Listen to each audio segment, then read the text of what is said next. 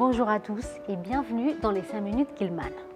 De la chaleur en hiver, de l'air frais en été, une atmosphère tendue, relâchée, que de bonnes raisons pour s'équiper d'un climatiseur, aussi bien chez soi que dans un espace dédié à recevoir du public. On a pu voir jusqu'ici dans nos émissions précédentes son origine, son mode éco-énergétique et son mode d'entretien. Vous avez sans doute déjà entendu parler de climatiseur inverter et de climatisation réversible.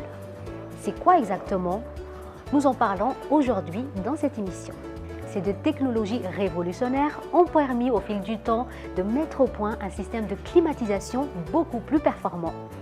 On va commencer avec la climatisation réversible. Quel est donc ce système?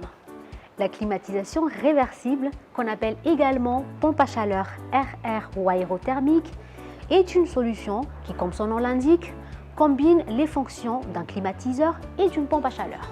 Ainsi, en période de canicule, il joue son rôle de climatiseur pour refroidir l'air, tandis qu'en hiver, il réchauffe l'intérieur du logement ou du bâtiment.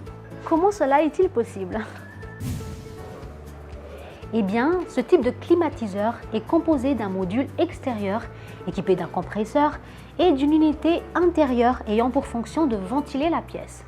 De façon plus claire, lorsque la température extérieure baisse, le module extérieur récupère les calories de l'air pour les restituer sous forme de chaleur à l'intérieur de l'habitation. Et lorsque la température remonte, l'unité intérieure rafraîchit la pièce en absorbant la chaleur de cette dernière pour la renvoyer à l'extérieur. Avec les climatiseurs classiques, quelle que soit la température souhaitée dans l'habitat, la puissance reste la même et le climatiseur tourne au maximum de ses capacités, soit à 100% avant de s'arrêter.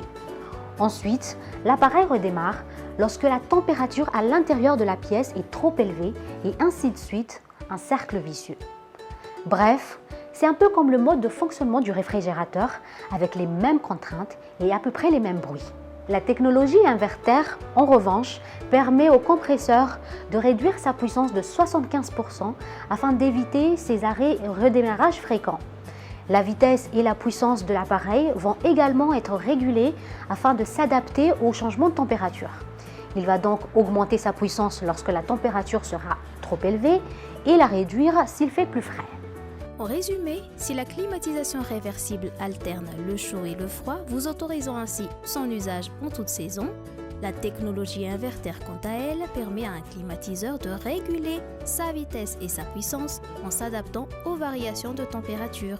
Le plus intéressant, c'est qu'aujourd'hui, il existe des climatiseurs qui cumulent ces deux technologies. Leur avantage, l'économie d'énergie, pouvant aller jusqu'à plus de 50% par rapport à une pompe à chaleur RR classique. Un confort sur mesure, c'est un appareil 2 en 1 qui peut être utilisé comme climatiseur et comme chauffage. Plus de longévité avec le fonctionnement qui évite les arrêts redémarrages fréquents journaliers et préservant ainsi les composants de l'appareil. Une efficacité améliorée. Les pompes à chaleur RR ne sont pas vraiment adaptées aux très basses températures, mais la technologie inverter est venue rectifier ce fléau.